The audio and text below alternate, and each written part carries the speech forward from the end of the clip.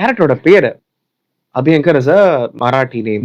ஆமா ஒவ்வொரு கேரக்டருக்கும் பேரு Aparna. Apparently Kamal had a as a person he had a crush on Aparna Sen. ஓ இது ஸ்ருதி ஹாசன் ரீசெண்டா ஒரு இன்டர்வியூ ஓகே ஓகே அதனால அந்த கேரக்டருக்கு நேம் அபர்ணா, பெங்காலி கேரக்டருக்கு okay Aparna. And character names எல்லாம் ரொம்ப ரொம்ப உன்னதமா இருக்கும். லால்வானி ஆனின்னு முடியறதுலாம் வந்து சிந்தி ஆமா ஆமா நேம். ஸோ நார்த் சவுத் நடுவுல ஓரளவுக்கு நடுவுல இருக்கிற ஒரு சிந்தி கேரக்டர். எப்படி பில்ட் பண்ணிருக்கேன், செம்மையான கேரக்டரைசேஷன். நிஜமான மையமா அந்த படத்துல லால்வானி தான். ஆமா ஸோ நம்ம இன்னொரு முக்கியமான விஷயத்தை பத்தி பேசி ஆகணும். அந்த சாகித்ராம் கேரக்டர் பத்தி. சாகித்ராம் கேரக்டர் வந்து ஒரு ப்ராப்பரான கேரக்டர்லாம் கிடையாது, ஒரு கிரே ஷேட் இருக்கிற கேரக்டர். அவனுக்குள்ள அந்த ஹேட்ரட் உருவானது, அவனுக்குள்ள ஒரு ஜாய் சாரோ, ஏற்கனவே கன்ஃபியூஸ்டான ஒரு பர்சன். அவனுக்குள்ள எப்படி கில்ட்டையும் அந்த ஹேட்ரட் உருவாக்குறாங்க.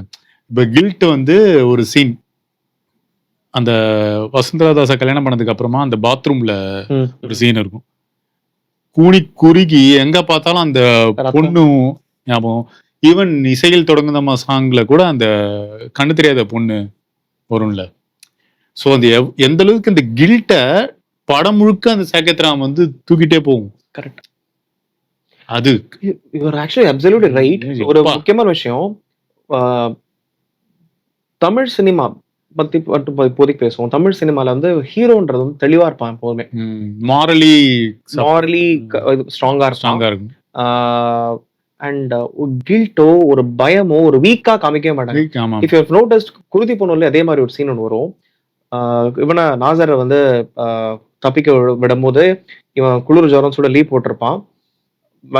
கான்வாய் போயிட்டு இருக்கோம், வண்டி வெளில போயிட்டு இருக்கும்போது சத்தம் கேட்டு அப்படியே படுத்துட்டு இருப்பான். கண்ணை திறந்து தூங்குற மாதிரி இருப்பான். But he will not be sleeping. ஒரு the weakest point of that character Adinarayanan. அந்த கேரக்டர் அது மாதிரி தான் ஹி வில் பி. ஐயோ கொண்டுட்டோமே. நிறைய பேர் நம்ம கையில அவன் பண்ணது தப்பு ரைட்டுங்கிறது வேற, நம்ம வந்து நம்மளும் ஒரு உடந்தே ஆயிட்டோம். அதுக்கு ஒரு சீன் வரும், இது வந்து வார், இது வந்து சிவில் வார், நம்ம சிவிலியன்ஸ் சேர்ந்து நடத்துற வார் அப்படின்னு சொல்லுவான் நியாயப்படுத்துறதுக்காக அபியங்கர். நீங்க உங்க கொள்கை நியாயம் என்ன வேணா சொல்லலாம், பட் நான் வந்து என் பொண்டாட்டியை கொண்டுட்டாங்க, அதனால நான் கோவத்துல போய் பண்ணிட்டேன் அப்படின் போது அபியங்கர் வில் சே, என்னோட அக்காவையும் தான் இதே மாதிரியே தான் சொன்னாங்க, பட் இது வந்து தர்மத்தை நிலைநாட்டணும்னா பண்ணிதான் ஆகணும் அப்படின்னு சொல்லிட்டு he try to, but he will not get confused. அப்போ he will go back to அந்த சீன்ல வந்து முக்கியமான விஷயம் யானை. ஆமா, கொல்கட்டால ஒரு யானை. ஆமா, அப்புறமா அந்த யானை பாகன் வந்து செத்து போய் கீழே இருப்பான். முந்தின நாள் நடந்த ஹேவாக்க வந்து எங்க பார்த்தாலும் டெட் பாடிஸ் இருக்கும். Again excellent production designing. ஒரு 1940s வெஸ்ட் பெங்கால் ஒரு கொல்கட்டாவை அவ்வளவு அழகா காமிக்க முடியாது. அங்கங்க போஸ்டர்ஸ் வந்து பழைய கோல்ட் ஃபிளேக் தியேட்டர் பிளே உடைய போஸ்டர், விக் உடைய இது இருக்கும். இதுல கமல் ஒரு புல்லட் ஒன்னு ஓட்டுவார்ல, அது அந்த டைம்ல வந்து bullet DSA actually I mean like vintage bike. நமக்கு இது விண்டேஜ், பட் ஆனா அந்த டைம்ல அது ஒரு ட்ரெண்டிங் பைக். மேபி அது பிஎஸ்ஏ மோட்டார் சைக்கிள் இருக்கும். அந்த அந்த அந்த ஃபீல் கொண்டு வரணும்ல. சம்பந்தமே இல்லாத ஒரு விஷயத்தை கொண்டு வந்தாக்க இவள் கனவு கலைக்கிற மாதிரி. அது வேர்ல்டு ஆஃப் 1940s குள்ள போயிட்ட நீ 46 அது 47 பிஃபோர் இண்டிபெண்டன்ஸ் 46 அது 1946 அது ப்ரீ இண்டிபெண்டன்ஸ். அது அங்க போயிட்ட and then he will talk to எல்லாமே அந்த அந்த சம்பந்தமா தான் இருக்கும். அந்த யானை வந்து ஒரு முக்கியமான யானை பாக செத்து போயிருப்பான். அந்த யானை செத்து போனதுக்கு அப்புறம் அந்த பாக செத்து போனதுக்கு அப்புறமா அந்த குச்சி தாண்டி போகாது, யானை அப்படி நிற்கும். அந்த முந்தின நாள் நடந்த அந்த யானை தான் கமல். ஆமாமா, முழுக்க முழுக்க உவமான உவமேயம் நிறைய இருக்கும். அந்த யானையை மறுபடியும் இதுல காட்டுவாங்கல்ல தமிழ்நாட்டுல, செகண்ட் யானை வந்து அப்படியே பாப்பான். அந்த அடுத்தது வந்து காந்தா புஜன சயனம் பத்மநாபம் சுரேஷன் சொல்லிட்டு விஸ்வ சஹஸ்ரநாமம் சொல்ற வாலி. அப்படி stark difference between north and அப்படி. ஆமா, அது எப்படி காட்டியிருப்பாங்கன்னா, அது சம்டைம்ஸ் மணிரத்னம் படத்துல காட்டுவாங்கல்ல, லைக் எக்ஸாம்பிள் ரோஜா எங்கேயோ திருநெல்வேலியில ஆரம்பிச்சு காஷ்மீர்ல அந்த மாதிரி. ஸோ இது சடன் டிரான்சிஷன். அதுல நிறைய விஷயங்கள் இருக்கும். ஒண்ணு, இங்க சவுத்ல அதே ஏரா ஒரு ஃபியூ மந்த்ஸ் டிஃபரன்ஸ் தான். இங்க வந்து அன்அஃபெக்டடா தமிழ்நாடு இருக்கு. சொகபோகமா கடவுளை சேவிச்சுட்டு ஆமா people were all அதெல்லாம் இங்க கல்யாணம் நடக்குது, அங்க டைவர்ஸ் நடக்குது இன்னும்.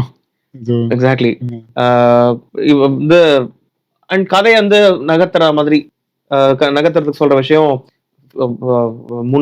சில மாசங்கள் தான் இருது. என் பொண்டாட்டியும் என் தோப்பனான்னு போய் அந்த அப்பா கேரக்டர் காமிக்க மாட்டேன். He dies before he could come back. It looks like he dies.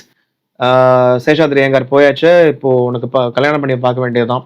And இன்னொரு முக்கியமான விஷயம், கமல் இஸ் 1910 born. அந்த கதைப்படி சாகித்ரம் இஸ் 1910 born.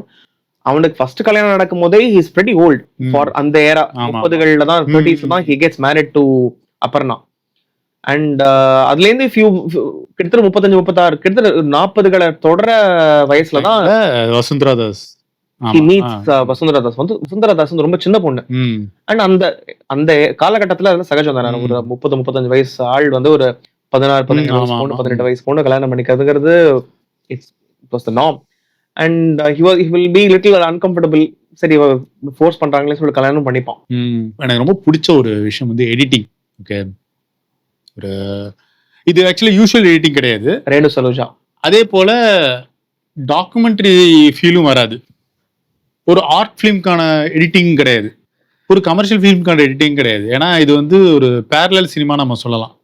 ரொம்ப ரேரான ஒரு திஸ் டைப் ஆஃப் எடிட்டிங் வந்து அதுக்கப்புறமா சில படங்கள் எல்லாம் கொண்டு வந்தாங்க. லைக் தியாகராஜகுமார் ராஜன்லாம் சில டைம்ல இந்த மாதிரி எடிட்டிங் பேட்டர்னை கொண்டு வந்தார்.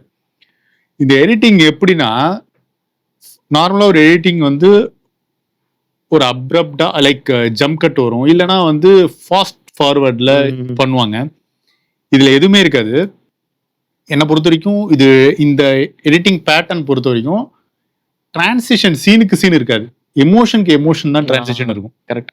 என்ன நான் அதை பார்த்ததுல நான் சொல்றேன், இது மேபி அது டெலிபரேட்டா பண்ணிருப்பாங்க போல எடிட்டிங்ல. லைக் மூட் பேஸ்டா மட்டும்தான் எடிட்டிங் இருக்கும். அதனால என்னவோ கன்ஃபியூஸ்டான ஒரு பேட்டர்ன் இருக்கும். நம்ம அந்த சீன் சொன்னோம், அந்த வசுந்தரா தாஸ் கதவு தட்டுவாங்கல்ல பாத்ரூம்குள்ள, கில்ட்ல ஃபீல் ஆகி சடனா கொல்கட்டாவுக்கு ஷிஃப்ட் ஆயிடும் ஒரு சீன். நமக்கு அது சடனா அது ஃபிளாஷ்பேக்கா இல்ல ரியலா நடக்குதானே தெரியாது. அதுக்கப்புறமா கம்மிங் பேக் மறுபடியும் வந்துருவாங்க, டயலாக் மூலமா சொல்லிடுவாங்க. கரெக்ட். ஸோ இந்த எடிட்டிங் பேட்டர்னை பார்த்தனா இப்படிதான் ஒரு சீன் டு சீன் பார்க்கும்போது ஒரு, ஏன்னா அந்த காலத்துக்கு it was pretty long movie, more than 2.5 hours. In fact longer than that. And நிறைய ப்ராப்ளம், நிறைய காந்தி ரிலேட்டட் திங்ஸ் எல்லாம் வந்து இன்ஃபேக்ட் ஐடியலா வந்திருக்கணும்னா அப்போ இருந்த அப்போசிஷன் கிட்ட இருந்து தான் வந்திருக்கணும். பட் அப்போ காங்கிரஸ் ஜெயந்தி நடராஜன் அவங்கலாம் வந்து they had a problem with portrayal of Gandhi in many aspects. So நிறைய சீன் கட் பண்ணதுக்கு அப்புறமாவும் இவ்வளோ it's still a longer movie.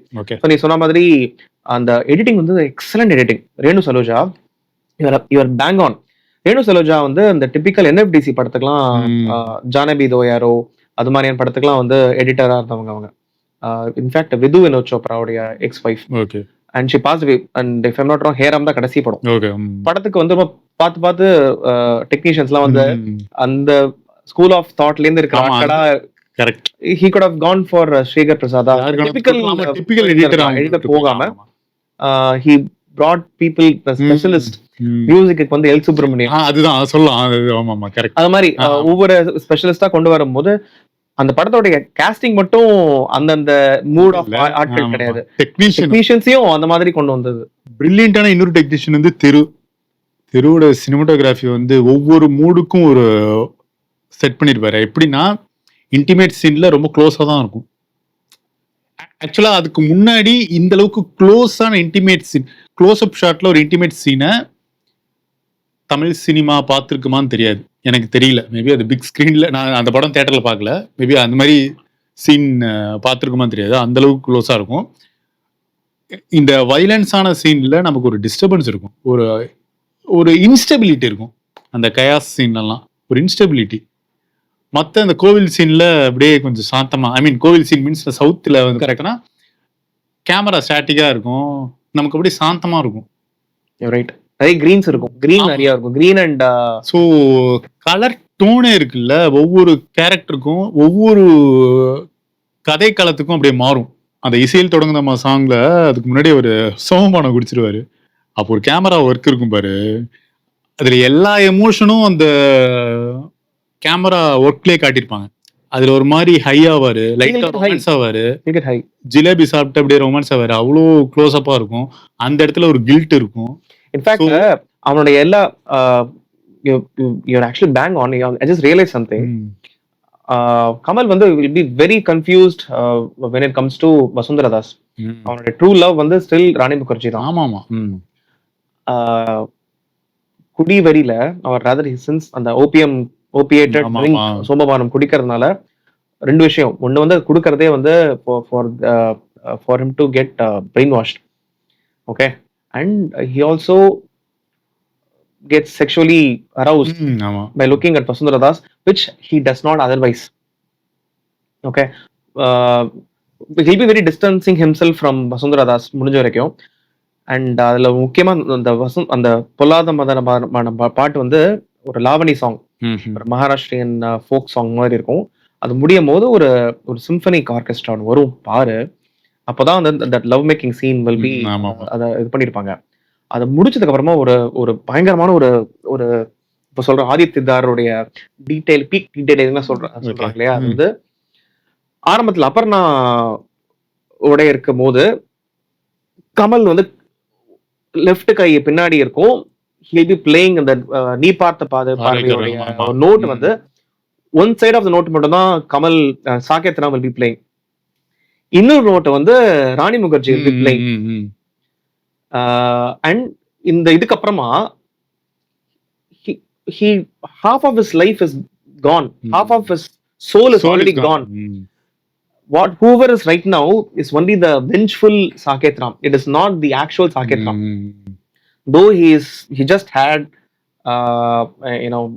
he would have had Vasundhara Das. He would have spent the time, and Vasundhara Das will be sleeping on the bed, and ஒரே ஒரு கையால் மட்டும் முதல்ல வாசிச்ச அந்த ஒரு நோட் மட்டும் he'll be playing. கிராண்ட் பியானோல he'll be playing. படத்துல நிறைய ஓமான ஓவியம் நிறைய உண்டு. நீ சொன்ன அந்த ரத்த கலந்த இதுல வந்து அந்த இருக்கிற அந்த பள்ளி சீன், அண்ட் இந்த single piece of half of the piece of வாசிக்கிறது, பிரில்லியன்ட் ரைட்டிங். சின்ன சின்ன விஷயங்கள் ரொம்ப உன்னதம், ரொம்ப கவனிக்க வேண்டிய விஷயங்கள் வந்து Gandhi was assassinated in January 30th. ஆமா. ஸோ கமல்ஹாசன் வந்து லெட்டர் எழுதி வச்சுட்டு கரெக்டா கிளம்பும் போது பெரியப்பா செத்து போயிடுவார். அண்ட் அந்த ஃபேமிலியோடைய டைனமிக்ஸே கொஞ்சம் வித்தியாசமா இருக்கும். கமலோடைய அப்பா வந்து இறந்துருப்பாரு, சின்ன வயசுலயே அம்மா இறந்துருப்பாங்க. ஸோ முழுக்க வந்து வளர்த்தது வந்து அவங்க அம்மா சைடு ஃபேமிலி தான். பெரியப்பா, மாமாக்கு வந்து கல்யாணம் இருக்காரு, வாலி வந்து வாலிக்கு கல்யாணம் இருக்காரு. இன்ஃபேக்ட் ஒரு டைலாக் வரும், எங்க பாஷ்ய மாமா மாதிரி இவனும் கல்யாணமே பண்ணிக்காம போயிடுவானு சொல்லிட்டு கவலைப்பட்டவன் அப்படின்லாம் ஒரு டைலாக் வரும். அதுல வந்து பெரியம்மான்னு கூப்பிட மாட்டாங்க, அக்கான்னு கூப்பிடுவோம். ஏன்னா பிராமின் ஃபேமிலிஸ் வந்து கூட்டு குடும்பமா இருக்கிற சில செட்டப்ஸ்ல வந்து எஸ்பெஷலி தஞ்சாவூர் சைட்லாம் அப்பா வந்து அண்ணா அப்படின்னு கூப்பிடுற பழக்கம் உண்டு. அப்பாவை அண்ணா, அம்மாவை மன்னின்னு கூப்பிடுவாங்க. ஏன்னா குழந்தைங்களா இருக்கும்போது வீட்டுல இருக்க சித்தப்பா சித்தி எல்லாமே வந்து அவங்க தன்னோட அப்பா அம்மா வந்து அண்ணா மன்னின்னு கூப்பிடுறதுனால குழந்தைகள் வந்து grow up. ஸோ அது மாதிரி because Wali வந்து probably he is calling his akka, he will call Vasanta Akka na referring to her as Vasanta Akka. And சித்து போயிடுவாரு. ரொம்ப பியூட்டிஃபுல் சீன் அது, திருவோடைய ஃபைனஸ்ட் ஒர்க்ன்றது. அந்த மெட்டி ரொம்ப க்ளோஸ் அப், அந்த அவங்க பெரியம்மா அந்த பாட்டி வயசானவங்க இருப்பாங்களே, அவங்க மெட்டியை ஒரு மாதிரி தடவை பார்த்துட்டு he'll just go. போகும்போது ஒரு ஒரு முக்கியமான விஷயம், போகி நடந்துட்டு. இன்ஃபேக்ட் அது முந்தின சீன்ல வந்து லெட்டர் வரும், இது ஒரு டெலிகிராம் வரும். Gandhiji is in Birla house, Delhi. Sriram Abhyankar passed away peacefully. Gandhiji is in Delhi for do or die. Please help him in it. அப்படியே ஒரு மொட்டையா ஒரு இது வரும். அது அந்த லெட்டர் வரும்போது he will open the door. பின்னாடியில பஜனை, மார்கழி பஜனை நடந்துட்டு இருக்கும். ஸோ டிசம்பர் மாசம் இந்த நடக்கிறது. ஃபியூ வீக்ஸ்ல வந்து he elopes, he leaves his house. Letter எழுதி வச்சுட்டு இந்த மாதிரி கிளம்புறேன், சாரி நான் வந்து நான் பண்ண போற விஷயங்கள் வந்து is gonna bring dishonour to the family and I'm sorry, நான் பண்ற எந்த எல்லாத்துக்குமே பிராய்ச்சித்தமே கிடையாது, உங்க அத்தனை பேர் சாபத்துக்கும் நான் ஆளானவன் தான் அப்படின்னு சொல்லிட்டு Saket Ram writes and then he leaves and he is also feeling guilty again. இந்த படம் முழுக்க முழுக்க கில்ட்டாவே தான் இருக்கும் and he cannot come to the terms that Vasundhara Das is pregnant. இவன் அந்த சின்ன பொண்ணுடைய லைஃபை நம்ம கெடுத்துட்டோமே அப்படின்னு ஒரு கில்ட் இருக்கும். கிளம்பிடுவான். கிளம்பும் போது அங்க வந்து மார்கழி மாசம் இது மார்கழி முடிஞ்சு இது நடந்துட்டு இருக்கும். பேர் என்ன, போகி. ஸோ அதுல இருந்து டெல்லி போன அப்புறமா தான் he will plan அந்த பிர்லா ஹவுஸ் போய், அந்த பிர்லா ஹவுஸ் வந்து கிட்டத்தட்ட அது ஊட்டியில எடுத்திருப்பாங்க சீன். அந்த பிர்லா ஹவுஸ் மாதிரியே ஒரு செட்டு போட்டு அதே மாதிரி ஜன்னல் பின்னாடி அந்த ஒரு வளைவா இருக்கிற ஜன்னல் வழியா பாக்குறது. அங்க வந்து இந்த நிஜமான கோட்ஸே அவங்களோட கேரக்டரும் நடந்துட்டு இருக்கும். சோ ஒரு கப்பல் ஆஃப் விஷயம். குவாலியர் மகாராஜா தான் Gokhale, real actor name Gokhale நினைக்கிறேன். ஸ்ரீராம் அபியங்கர் அந்த இவங்கெல்லாம் வந்து அந்த குவாலியர்ல போகும்போது அந்த இடத்துலயுமே ஆக்சுவலா வந்து இவங்களோட ஆட்கள் இருப்பாங்க. யாரோட ஆட்கள்? கோட்ஸியோட ஆட்கள் இருப்பாங்க. ஆமா, பின்னாடி வீர் சவார்கரோட போட்டோ இருக்கும். எல்லாமே இதுவா டீடைலா காமிச்சிருக்க மாட்டாங்க, பட் போற போக்குல கவனிக்கிறவங்க கவனிச்சுட்டு போட்டோம் அப்படிங்கிற மாதிரி. அண்ட் பின்னாடி ஹிட்லரோட போட்டோ இருக்கும். அப்புறமா இவரு அந்த அப்பதான் அந்த சாங் முடிஞ்சதுக்கு அப்புறம் தானே அவரு கொஞ்சம் மாதிரி போதையிலே இருப்பாரு. அப்ப கையில கன்னு கொடுப்பாங்க. அந்த கன் வந்து முக்கியமான விஷயம். கன் வந்து இட்ஸ் மவுசர்னு ஒரு ப்ரூம் ஹேண்ட்லர் மவுசர். அந்த கன் சும்மா அந்த லுக்கிங் அப் ஆன் இது, அது வந்து அப்பேரண்ட்லி இது ஜெர்மன் கன். யார் அது கவனிக்க போறதெல்லாம். சோ அந்த ஏன் ஜெர்மன் கன், ப்ராபப்லி அந்த Maharaja probably sourced that gun from Nazi party. Probably it is a possibility, right? So அந்த கன் வந்து இட் இஸ் குட் சாய்ஸ் அப்படின்னு வர அந்த மகாராஜா. அண்ட் அந்த கன் வந்து சும்மா ஏதாவது ஒரு கன் காமிச்சிருக்கலாம், வித்தியாசமா இருக்கும் அந்த கன். இன்ஃபேக்ட் அந்த படத்துடைய இதுலயே போஸ்டர்லயே அந்த கன் தான் வச்சுருக்கான் கமல். ஸோ அந்த கன்னு இது பண்ணி அவரு இல்லூஷன்ல இருப்பார்ல, சடனா வந்து ராணி முகர்ஜில பேசுற மாதிரி இருக்கும். காந்தியை காட்டுவாங்க. காந்தி காட்டும் போது அந்த சக்கரம் இது கைத்தறி இது பேக்ரவுண்ட்ல இருக்கும். அதுக்கு பேக்ரவுண்ட்ல பாகிஸ்தானுடைய கொடி இருக்கும். கரெக்ட். கொடி இது பண்ணா இவர் சுடுவாரு, சுக்குநூறா போகும் ஃப்ரேம். போயிட்டு பிரெயின் வாஷ் பண்றது எப்படின்னு காமிக்க முடியும். அதாவது இது கல்கட்டா ரயாட்ஸ் போது அபியங்கர் பேசுற டயலாக் வந்து பின்னாடி வரும். அந்த பாகிஸ்தான் பச்சை செடிக்கு தண்ணி ஊத்தி வளர்த்தது யாரு அப்படின்னு கேட்ட உடனே ஜின்னாவா, Kamal will be very confused அந்த சீன்ல. ஜின்னாவா அப்படின் போது அப்படின்னு இல்ல, சொராவதியா இல்ல, none other than Mohandas Karamchand Gandhi அப்படின்னுவான். சோ அது வரைக்கும் கமலுக்கு வந்து காந்தி பத்தின கோபமோ எதுவுமே இல்ல. இட் இஸ் இன்செப்ஷன் படத்துல வர மாதிரி ஒரு ஐடியா விதைக்கிறது வந்து இது ஸ்ரீராம் அபியங்கர் கேரக்டர். சோ அந்த இது சூப்பரா காட்டிருப்பாங்கல்ல, இந்த ஸ்வஸ்திக் வந்து ஸ்வஸ்திக் தாமரையா மாறும். அந்த ஒரு ஸ்டாம் மாதிரி நடக்கும். இன்ஃபேக்ட் கமல் வந்து அந்த சீன் வந்து வெரி மஸ்குலர். டீடைலிங் பத்தி பேசும்போது அந்த மன போராட்டத்தை ஒரு ஸ்டாம் மாதிரி ஒரு விஷுவலா காமிக்கிறது தான் அந்த சீன். மனசுக்குள்ள பல விஷயங்கள் நடந்துட்டு இருக்கு. ஒரு பக்கத்துல வைஃப் பிரெக்னெண்டா இருக்கா, ஒரு வகை விதத்துல இந்த விஷயங்கள் இப்படி நடந்துட்டு இருக்கு. பட் ஸ்ரீராம் அபியங்கர் செத்து போயிட்டான். சோ காந்திய அசாசினேட் பண்றது தான் அப்படின்றது முடிவாயாச்சு. எப்படி பண்ண போறோம், ஏது பண்ண போறோம், அத்தனை மன போராட்டத்தை ஒரு புயலா காமிச்சிருப்பாங்க. இன்னொன்னு நம்ம முக்கியமான 2-3 கேரக்டர் பத்தி பேசியாகணும். அதுல வந்து இவரு டெல்லி கணேஷ் வருவார்ல, டெல்லி கணேஷை விடவே இன்னொரு சுவாரஸ்யமான கேரக்டர் வந்து கொல்லாப்படி ஸ்ரீனிவாசன். அதுல வந்து என்ன பாவம் பண்ணாரோ தெரியல. பாவம் அவருக்கு எல்லா படத்துலயும் பிம்பாவே காமிப்பாங்க. இந்திரன் சந்திரன்லயும் பிம்பா தான் வருவாரு. பாவம் அவர் எக்ஸலண்ட், ஒன் ஆஃப் தி ரொம்ப பெரிய மனுஷன். இங்க செனட் ஆஃப் ரோட்ல லான்சன் டொயோட்டா இருக்கிற பில்டிங் அவரோட தான். it's a small tidbit about him.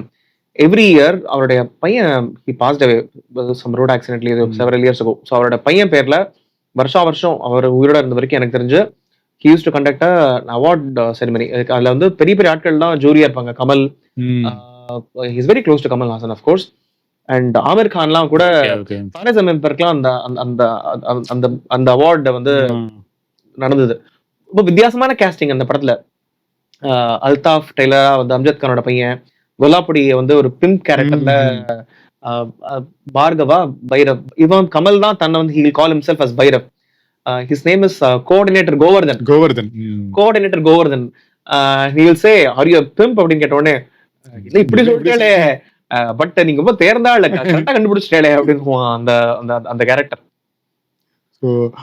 அதுதான் அந்த நம்ம டெல்லி கணேஷ் பத்தி பேசணும். ரொம்ப சின்ன சீன் தான் அவர் அந்த கேரக்டர்ல நினைச்சே பாக்கல. கரெக்டா சடனா வந்து சீரியஸான கேரக்டர். ஆனா அதுலயே லைட்டா நம்ம ஒரு ஸ்மைல் பண்ண வைக்கிற மாதிரி இருக்கும். ரைட், அது ரொம்ப சீரியஸான படம் அது. பட் அந்த இடத்துல இவனுங்கெல்லாம் சாகும் போது நமக்கு ஒரு மாதிரி சந்தோஷம், ஒரு மாதிரி இருக்கு. ஏன்னா ஷாருக் கான கொடுமையா சாவடிப்பாங்க. Seriously very. ஷாருக் கான் வந்து இன்ஃபேக்ட் தனியா ஒரு few minutes we need to spend time discussing about him. அந்த பிம்ப் கேரக்டர் ரைட், அதுல ஒரு டயலாக் ஒன்று வரும். காஷ்மீர்ல இருந்து கன்னியாகுமரி வரைக்கும் என்ன கேட்டாலும் கிடைக்கும், குமாரி ஈஸியா கிடைக்கும், ஆனா கன்னியா கொஞ்சம் கஷ்டம். பட் ரொம்ப லோடட் டயலாக் அது. அண்ட் அதனாலயே என்னமோ தெரியல, when that character dies பரிதாபமே you don't get கிராஸ் ஃபயர்ல செத்து போயிடுவான் அந்த கேரக்டர். கோவர்தன் கேரக்டர் வந்து அந்த soda factory, Azad soda factory நடக்கிற அந்த ஒரு ஷூட் அவுட்ல. அண்ட் தென் ஷாருக் கான் நான் சொல்லுவேன்ல சாவும் முன்னாடி கூட he is my brother Shahrukh Khan, but name வந்து சொல்லுவான் Bharat. he will not call him. Okay, முக்கியமான விஷயம் ராமாயணம் ரெஃபரன்ஸ். ஓகே, ராமாயணத்துல வந்து Laxman and Ramar are brothers, own brothers. Okay, Ram Lakshman. So Ramar போன இடத்துக்குலாம் லக்ஷ்மணன் போறதுங்கிறது வந்து விதி அப்படின்னு வேணா வச்சுக்கலாம், தர்மம் விதி எப்படி வேணா வச்சுக்கலாம். பரதன் வந்து ஓன் பிரதர் கிடையாது, இன்னொரு தாய்க்கு பிறக்கிற. எனக்கு ராமாயணம் கேரக்டர்ஸ் எல்லாம் ஃபுல்லா தெரியல, பட் இன்னொரு இல்ல கரெக்ட். அப்பா ஒருத்தர், பட் அம்மா வேற வேற. லக்ஷ்மணோட பக்தியை விடவே டுவர்ட்ஸ் ராம் பரதனோட பக்தி வந்து ரொம்ப ஜாஸ்தி. பரதன் வந்து he will not த்ரோன் உட்காரவே மாட்டார். ராமர் வனவாசம் முடிஞ்சு வர வரைக்கும் அவருடைய செருப்பு தான் வந்து இருக்கும். he'll be governing the entire சமஸ்தானம். however அங்க வந்து because he does not want to supersede Ram, so there is a special place for Bharathan. And for whatever reason Kamal will not refer ஈஸியா வந்து என்னோட பிரதர் லக்ஷ்மண் அப்படின்னு சொல்லி இருந்திருக்கலாம், but he will not call him Lakshman.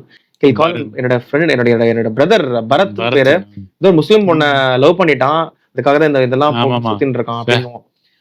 It like I mention right, ரொம்ப layered ரைட்டிங்னா அதுதான்.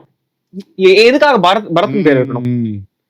R இன்னொரு version யோசிச்சு பார்த்தாக்க பரத் ரெப்ரசன்டேஷன் ஆஃப் இந்தியா, அது கூட அப்படியும் வச்சுக்கலாம். பட் நான் கவனிச்சது கன்சிடரிங் தி ஃபேக்ட் தட் கமலோட தியாலஜி, கமல் வந்து he will know the theology better before criticizing it. ஒரு விஷயத்தை பத்தி நல்லா தெரிஞ்சுட்டா அதை பத்தி விமர்சனம் பண்றது கமல். சோ கன்சிடரிங், அதனால தான் வந்து படம் எல்லா படத்துலயுமே வந்து வைணவ சித்தாந்தத்தை பத்தி நிறைய வரும்.